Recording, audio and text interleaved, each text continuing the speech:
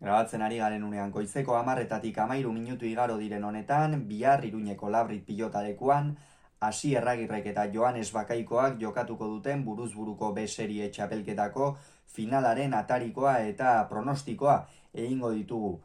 Esperientzia handiko bi pilotari, serie B txapelketa honetan eta maila honetan oiarretakoak eta benetan final ederra izatea espero da. Kirolunean hala ere analisia ziuraski igande gauean izango duzue, bihar ez baitut zuzenean partida ikusteko aukerarik izango eta logikoki partida ikusi gabe hemen ez da analisirik izaten.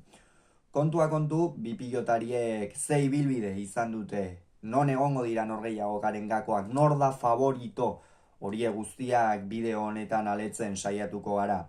Lehenik eta behin, gogora ezagun bi pilotariek nahiko ibilbide antzekoa izan dutela txapelketan zehar, batetik Asier Agirrek gogoratu behar da.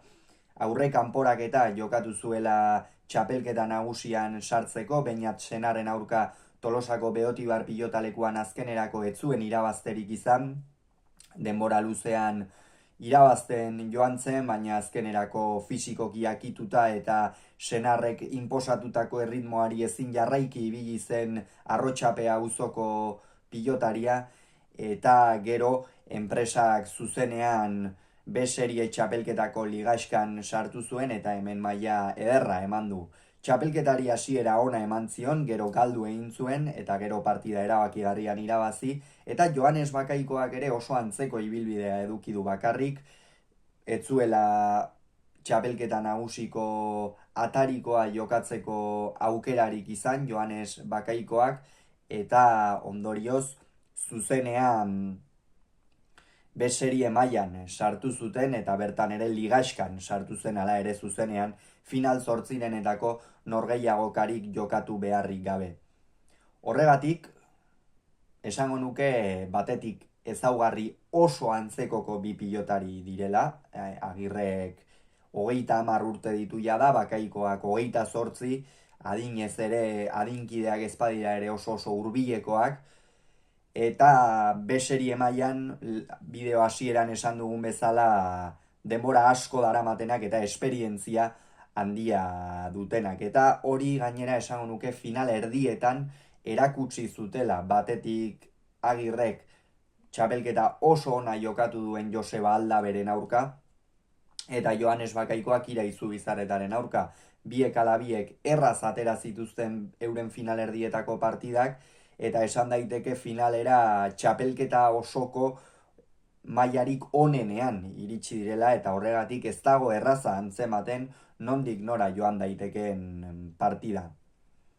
Esan dezagun batetik Agirre pilotari luzeagoa dela, Joanes Bakaikoa baino, biak oso pilotari fisikoak dira, partida luzeak eta gogorra jokatu dituztena, baina egia da gaur egunean behar bada Bakaikoari gehiago komeni zaiola partida luze eta gogor bat. Agirre ikusi genuen Senarren aurka, ikusi genuen Zubizarretaren aurka ere, partida etzen gogorra joan, baina tantoak gogortu ziren enean Agirrek pixkanaka ere bera egin zuen, eta behar bada hor egon daiteke gakoetako bat, partida luzatzen bada eta tantoa gogortzen badira, Joanes Bakaikoak aurrera ateratzeko aukera handiagoak dituela esan daiteke, eta berriz joko azkarrean jokatzen badu eta Agirrek erabaki hortasunez eta asmatzen jokatzen badu, Agirrek aukera gehiago izan ditzake. Horregatik hor dago partidaren dilema edo apur bat, baina biek ala biek defensa ikeragarria dute, eta hor min egiten saiatuko dira, baina zai izango dute. Agirre, kolpez behintzat, inoizko freskoen ikusi dut txapelketa honetan zehar, biterdi hirugarren kuadroan pilota hartzen duenean, eta oso erraz luzatu du, eta gainera askotan ezker horman sartu, baina Bakaikoa harria baino gogorragoa da, eta berari irabazteko tantoak amaitu egin behar dira, honek ezpaitu oparirik egiten, eta horregatik Agirre horretan saiatuko bada ere funtsezkoa izango du Aldaberen aurkako partida mugarri moduan hartzea. Hor Joseba Aldabek ordura arte oso eroso jokatu zituen partida guztiak, Alberdiren aurka, Eigurenen aurka, Bakaikoaren aurka, jokatutako 3 partidak erosotasun handi xamarrarekin jokatu zituen. Eta hori zergatik izan zen, gainontzeko pilotariek, 3 pilotari hauek hain zuzen ere oso zuzen jokatu ziotelako.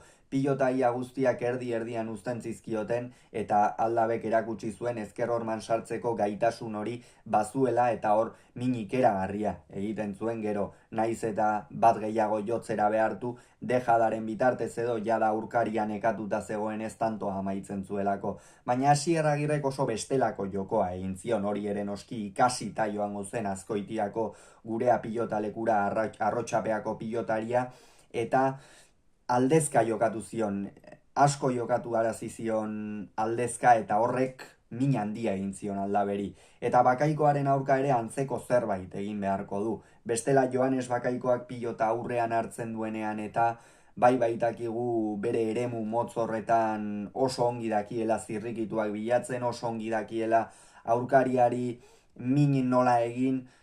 Txapelketa honetan ere erakutsi du ezkerra irez luze jota mina egin dezakeela eta ezker hormatik ezker hormara pilotak sartzeko arazorik ez duela, eta Agirre hori ekiditen saiatu beharko da, eta Bakaikoa berriz Agirreri pilota ezkerrean jartzen. Ikusi dugu Asier Agirreri ere ezkerrez defenditzea asko kosta zaio txapelketa honetan zehar, eta Bakaikoak horixe izango du xede, Agirrerek eskuina ez dezala hainbeste erabili, bestela baitakigu hormabikoekin eta zenolako mina egin dezakeen, eta behar bada ezker gantxoarekin, naiz eta ezker gantxo ona duen Agirrek, eta baita Bakaikoak ere, tanto amaitzen 2 pilotari apart dira, eta behar bada Agirre koska bat gorago dago alor horretan, baina hor Bakaikoa eskuina ekiditen saiatu behar da. Gainontzean eskuinarekin Agirrek minik eragarria egiten du, ez bakarrik pilota luzatu dezakelako, baizik eta hormabikoarekin praktika handia duen pilotaria da, efekto handiarekin egiten ditu eta aurkariak erabat kantxatik atera ohi ditu. Beraz, hemen sartzen gara bideoaren atalik zaienean edo mamian, eta nor izango da favorito. Txapelketa osoa ikusita eta finalerdietako partidak ikusita, partida oso estua espero dut nik behintzat. Baina, noski, hemen beti busti egiten gara, eta nor ikusten dudan favorito, nik Asier Agirre jarriko dut favorito. Iruditzen zait bere itzuleratik, eta hemen aipu berezi bat ere egin nahiko nioke Arrotxapeako aurrelariari, asko sufritu du, bere profesional ibilbidean gurutze bide ugari izan ditu, baina hala ere denetatik irten, eta jokatzen zuen urrengo txapelketan maila ematen zuen, eta maila ematen du oraindik ere.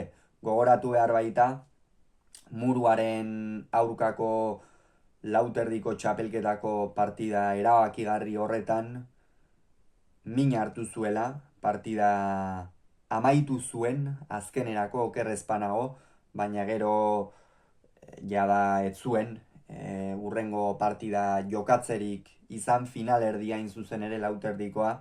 Hor ere mentalki eta zaila izaten da gauzak kudeatzea.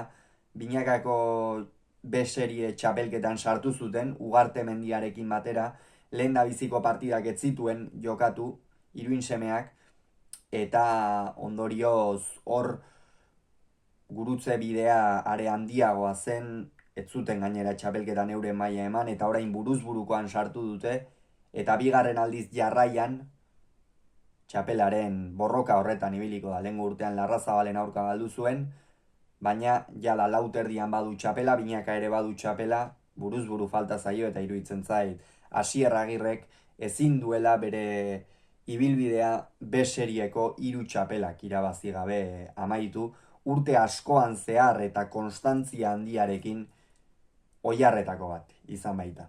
Kontua kontu ikusiko dugu zer gertatzen den, bihar Agirre eta Bakaikoa Iruñean buruzburuko B-serie txapelketako finalean.